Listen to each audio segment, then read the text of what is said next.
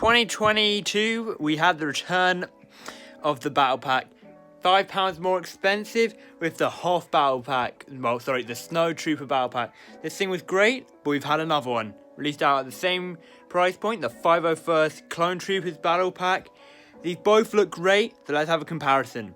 Of the two Battle Packs which have returned, which one is better? Back in 2022, we got our first Battle Pack we'd had in a while. First time we actually got it at an £18 price point. We've gone from 2020 having a Battle Pack at £25, being the 501st, the year before having one at £13, and now we came back to having one for 18. But this Battle Pack did not disappoint, with 4 of the exact same Snow Trooper, different heads, and a Scout Trooper. This was the first time we ever saw a Hoth variant for it. This set was really great. For an overview, it's a nice set, but let's see where it compares against the 501st Clone Troopers pack. Be confused with the legendary 501st Battle Pack. No, this is the 501st Clone Troopers Battle Pack. Yeah, the big difference you see there. But this time actually, we refer to it more as the Specialist Battle Pack, had the introduction of macro binoculars for clones. These things were unprinted, but it was such an iconic ad, and we do have the helmet holes in these clones. Well, bright camera, but yeah. This was a really nice set when it came out. Let's see how it compares against the newer one. So let's get into figures. It was a very unique figure to start off, which was the 501st officer. Compared to the standard 501st clone, we did get a helmet hole. Yep, you can see it, just printed and cut right above. Makes loads of sense, Lego. Then we have the waist cape, which was printed still. It didn't wrap around, so it just doesn't look as nice as when we had the cloth. I do think if we ever got a wraparound print, that could look really good on a clone, but when we don't, it just looks really bizarre. And then the other major change was the blue waist cape on the, not waist cape, blue belt on these clones and blue back print. Black back print I normally only thought we'd use for specialist clone like Clone Sniper, decaling, that's what you mainly noticed, but no, they used this. This figure was alright to start off, and yeah, clone head. The more important additions in the set were the macro binoculars we got. These fitted the helmet holes perfectly and aligned with perfectly along. People think this hints to a Bly maybe later in the year of 2023. Recording this, we are April 2023, so we still haven't seen. This used quite a basic sniper barrel combination, which it's the same, we see it everywhere, and the clone just has blue arms and very slight orange markings, well, gold markings for the specialist unit. It's not that special except from these macro binoculars. This is just a standard head, same that we get on the officer, and hello to the new clone face. Me, one of the more exciting of the pack, we get 2 of these guys, which is the 501st Clone Gunner, or Heavy Trooper if you might refer to it, from Battlefront 2. It's the same legs as always, but the torso is something just really quite special. It's a really nice print over it. We actually get, when you consider against it, it is a deeper blue. There's more blue on the front there. You see those gaps there are missing. This guy has it, and I think this has actually turned out really nicely. It looks great. We've got backpacks printed. On the back you can see the strap as well, which we've only ever seen on airborne troopers before, and the helmet actually had this really nice print. It is, I do feel like Lego slightly marked this trooper up. They proved that they were going to introduce new things to macros. If they introduced a new thing, a new visor, it would just look so much better. CAC has done examples, and yeah, I've got a video where I'm going to show the difference between, because it is massive, it really is.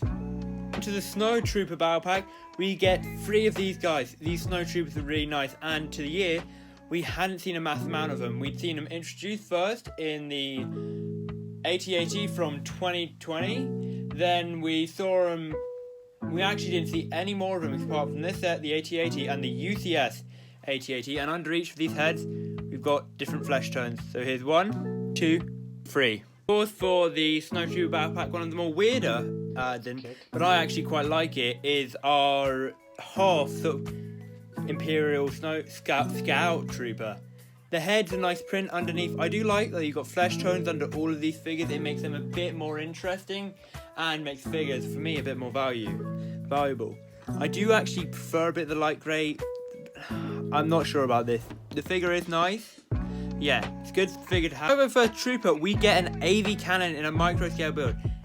For a micro scale, I say compared to the scale of this should be about a bit taller, a very bit taller, but it does look quite good. The seating is quite basic. I do wish you had a bit of a command panel. You could possibly add something there as a connection point on in the same bracket that they use there, but yeah, it's an alright build. It's actually quite nice for a battle pack. Last time we saw a turret wasn't actually a bit more of a clone specialist back in 2013. No, 2012. I'll tag a picture up on now about it. But yeah, it's a very nice. I do like the actual barrel of the gun. It looks really great. And you got spring loaded shooter. I'm never getting that back. But for our snow troopers is really basic. It is this little barrel, which for kids I think is very good. For me, they're only good for the pieces. This grey inclusion here for the rock, building Hoff myself, they should be a bit more collected. Like say if we had a rock form here, I think would be more interesting to the build. But yeah, moving around the back of it, you have a bit of space here for another build, which I'll show in a minute, and the macros. Very nice to get, well, not macros, but binoculars. They're really nice to get these, and as I say, it's quite uninteresting, but it's good for kids to build with. I say that's the good thing about it. It's much good for the younger audience. But for me, not that good for a mock builder. But I don't say it's bad. Right, let's get on to the next one. This is the E-web that we get included. My brightness is very high on that, you see. Bit of tuning for you guys. So it looks very nice. We've got gunmetal on the very top here for a stub blaster. And the build is basic. I don't mind it actually. It's a nice E-web build. And yeah, this can stay behind the snow barricades. Picture flying up now. Yeah, it's a good build. And you see, stud shooter time. That's gone forever, like most of the stuff. Final build, this is the one more interesting, is the new snow speeder design. This, you can see the colour scheme does stand out quite a lot. I do like it though. This tan back at the very back I think looks really nice. It is nice. It's definitely a build that I don't keep as much. I find designs that I like a lot more on sites like Rubrickable. Got a video actually where I plan to upgrade at least 5 or so battle packs build. Yeah, this is very nice. Now let's get back down to the table and look at the play and functionality for these battle packs. As I say, with these videos I go over multiple categories. As I think, just a quick mention, this is an amazing angle on it. It just looks incredible. Key features for the first build, there's not much. But the fact that you can, well, you can't actually angle the barrel of this gun down very much, but you can hit. It is pretty much a headshot how they've lined it up, but it is, yeah, it is really good. And you know, for the joy of this, we're going to put this in a slow motion. So I missed a shot. I'm going to grab the spare bolts. We will get one. I really hope I don't have to put some sort of comedic music at the end of this to show how many times I have to do it. That's a kick. So from that takes, I only had to show one fail, but this thing can be quite hard to aim at a minifigure, and though you can get it right sometimes, you do have to sort of line the figure up and then bring it back, which isn't as great for placement. If you're shooting against a vehicle, it's fine, but kids, it's a lot harder to hit. Let's look at the second pack. The second battle pack, there's definitely a lot more play for it. Not as big a feature, but for kids, you've got a lot of stuff to play with. You've got two sort of a turret, and a mound to hide behind, which is really good. And with this turret, I'm sorry Tuscan, but we know what's happening.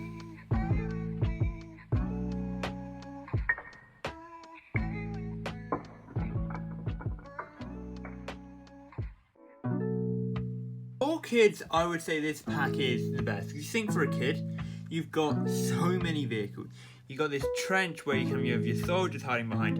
You've got this little blaster where you can have one of you guys being a bit stronger than the other. Then you've got your things. You can have three kids, I think, quite easily playing with a build like this, which I think just makes it much better.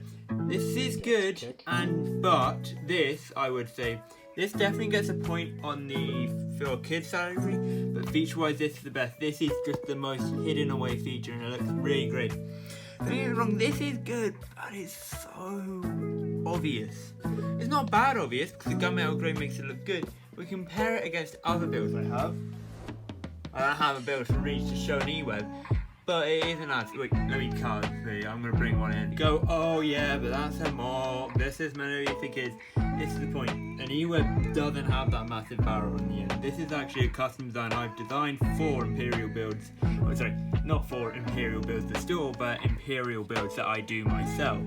So yeah, got it. But yeah, for kids, I'd say this set definitely comes out on top. But for feature, this side wins. Another point to the 501st. I post quite a lot that I am a mock builder. That's very much what I've been from the start. My first video was a mock, and I'm thinking, I don't even think I'm ever going to have a last video because I want to keep this going as long as I can, but that will be a mock. So for me, the mock builder's opinion on the build, at least there'll be two parts, build and figures.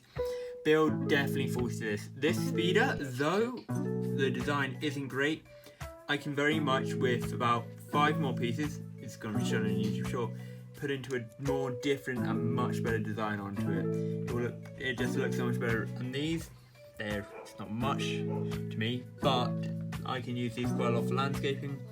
This build, there's not as much, but yeah, this for a mock builder is much better. Don't get me wrong, this is nice, but piece-wise there's not lots, and well, I'm gonna say with an AV cannon, it tends to be quite a bit bigger. But don't get me wrong, you can have these as placements and builds. Placements and builds, which I think would look good, but for my sort of style of building, I don't think I'm really going to be using it. For this, good chance. Figures for a mock builder, I definitely give this to 501st.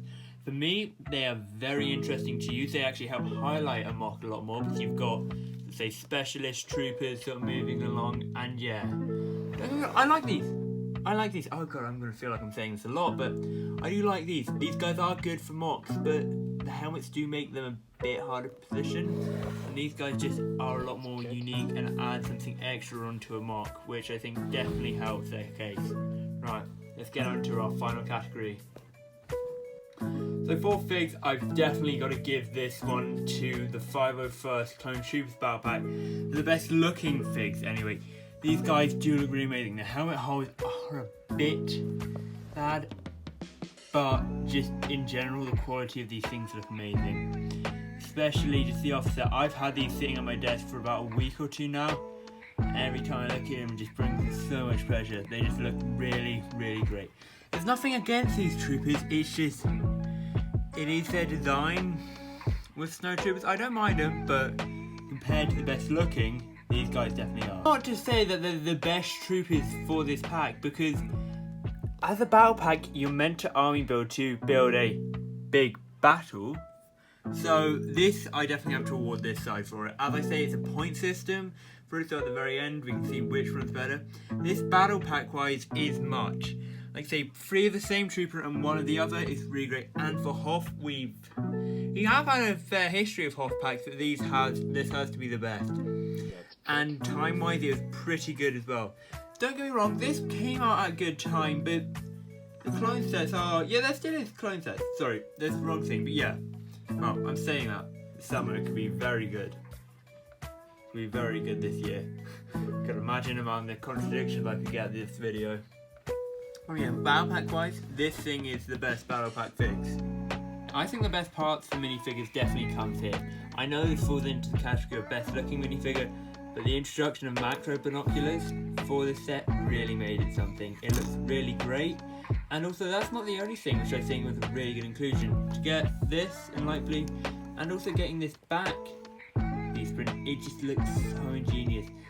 This, we have seen a lot of this before. There's nothing really new, there's no new molds, there's a bit of new printing, but they're just recolors. These are all really new printing and new pieces that were introduced. So yeah, I definitely give this the award for this. So another point to the 501st. I think it's not the final category. I'm now going for moving past mock, builder opinion, moving past kid opinion, just build. What's the best?